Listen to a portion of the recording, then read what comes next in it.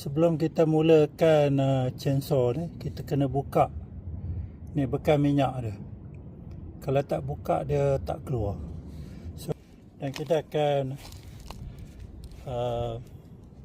potong pokok ni. Bismillah.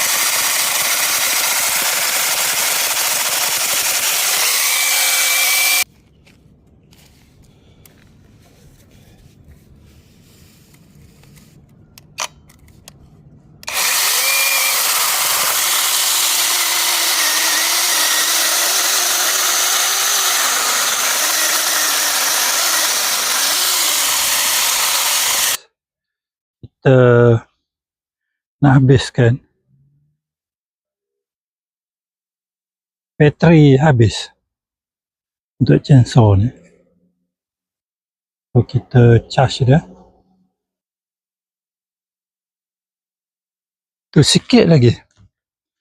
Nampak tu sikit lagi. Sikit lagi. So kita